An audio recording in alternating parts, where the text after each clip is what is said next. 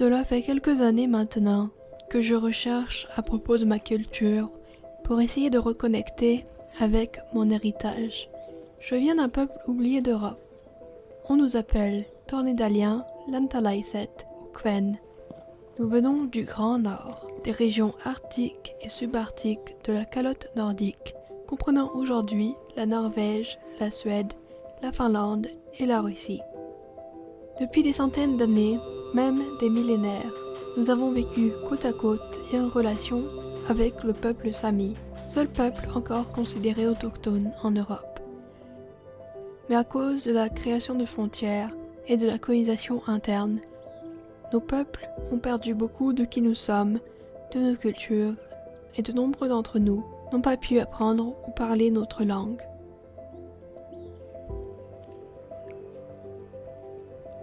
Les gouvernements ont effacé nos ancêtres de l'histoire et la honte intergénérationnelle causée par les tactiques assimilatrices et abusives que nos aînés et ancêtres ont connues ont fait que beaucoup d'entre nous n'avons même pas appris qui nous sommes, d'où nous venons, ou même que nous parlions une autre langue.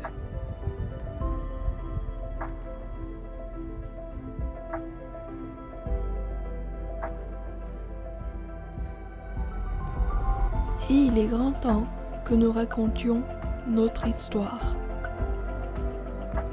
Je m'appelle Elva Jouban-Uusitalo et je suis d'origine forisienne de France du côté de mon père et suédoise et lantalainen par ma mère. Je me suis toujours identifiée comme franco-suédoise, venant d'une famille bilingue où nous parlions le français et le suédois à la maison. Mais le français a souvent pris le dessus comme nous avons longtemps vécu dans des communautés francophones. Mes parents se sont rencontrés dans la ville la plus au nord de la Suède, au-dessus du cercle polaire, Kiruna ou Kiruna dans notre langue, le Meänkieli. Notre tout dernier voyage en famille en Suède fut en 2017. Säg det, nu ska vi alla på andra sidan. Det här är inte första gången jag reser. C'est que Olivia. Je trouve que notre voiture est jolie. Non. Ah bah oui. Là. Mon père était malade d'un cancer, mais il tenait grandement à retourner en Suède pour célébrer les 20 ans de mariage de mes parents et pour revoir ma grand-mère qui avait 93 ans et souffrait de plus en plus de démence.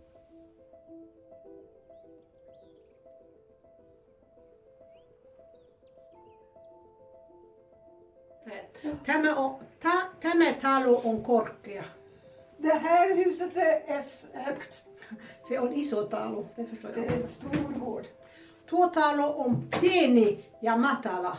Det där huset är litet och lågt. Hade Harald lärt sig finska också? Nej, han kan inte. Harald försökte lära sig den här finskan och sen sa han att det språket är ingen idé att försöka lära sig, det är omöjligt.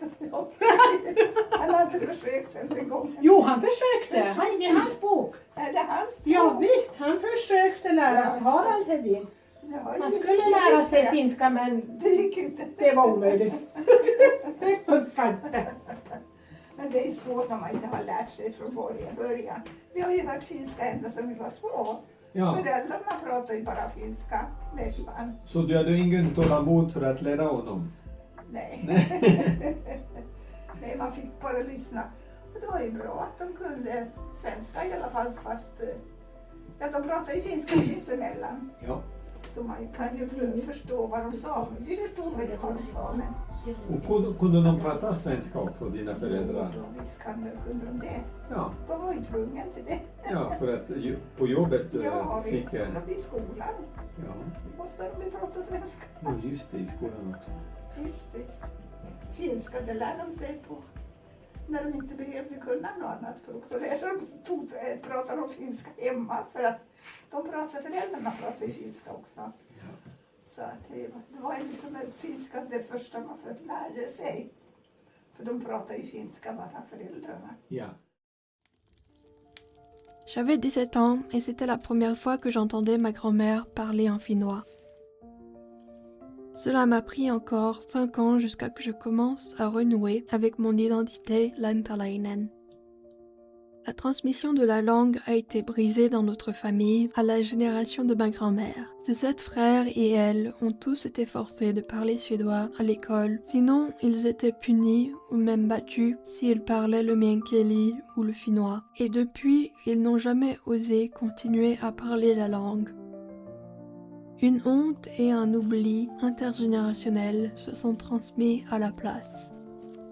Quand je commençais à montrer un réel intérêt envers notre culture à ma famille immédiate, j'ai été accueillie par confusion et incompréhension, et un avertissement que notre peuple est froid et peu amical. Pourtant, j'ai continué, déterminée à reconnecter avec notre culture, comme si quelque chose d'intrinsèque m'appelait à le faire. Au fil de mes recherches, j'ai pu mieux comprendre ce qui influençait les façons de penser de ma famille. Le système colonial, avec les mesurements de crâne et les photos prises pour la biologie raciale des années 1910 jusqu'à 1950, pour prouver qu'on était supposément intellectuellement inférieur à la race purement suédoise.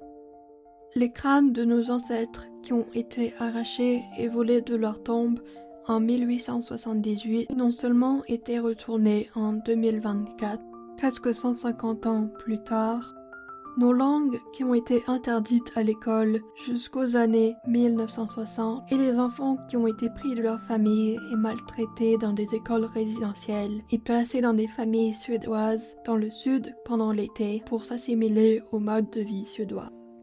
Puis plus tard, une politique d'exode du nord de la Suède, faisant croire aux jeunes générations qu'il n'y avait pas d'avenir dans leur communauté d'origine. Tout cela a impacté notre culture et notre peuple, consciemment ou inconsciemment, de sorte que beaucoup ont eu un ressenti de dégoût envers leur propre culture, le sentiment d'être restreint dans une communauté jugée trop petite et inamicable, et l'envie de partir loin.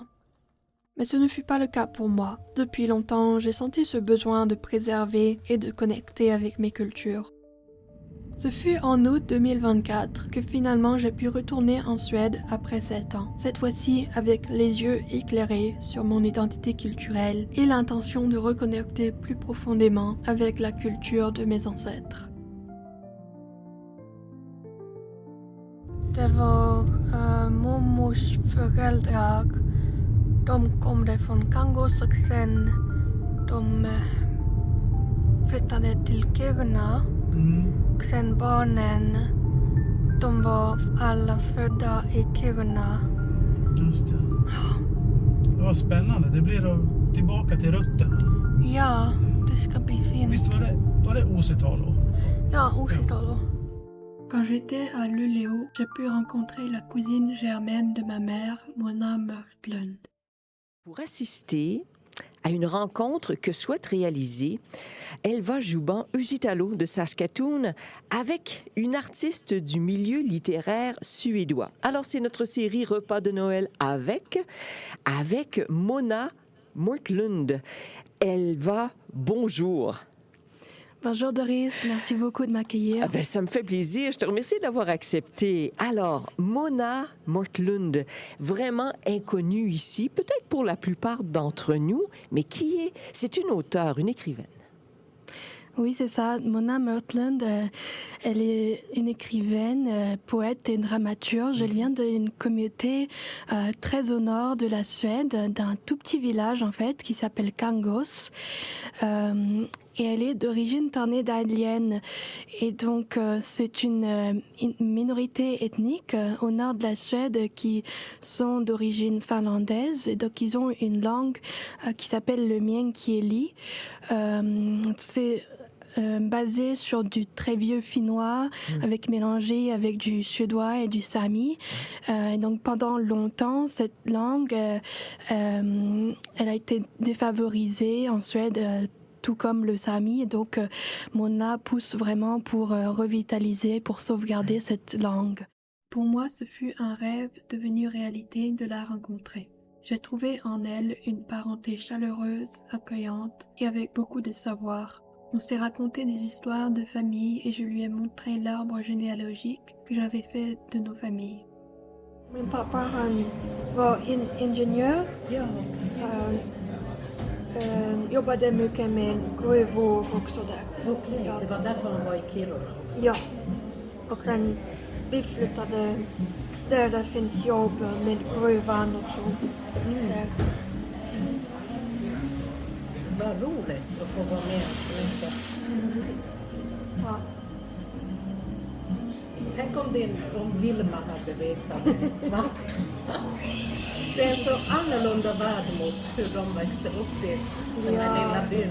Ja, Det var ju stort bara att flytta till Kiruna. Ja. Ganska otroligt.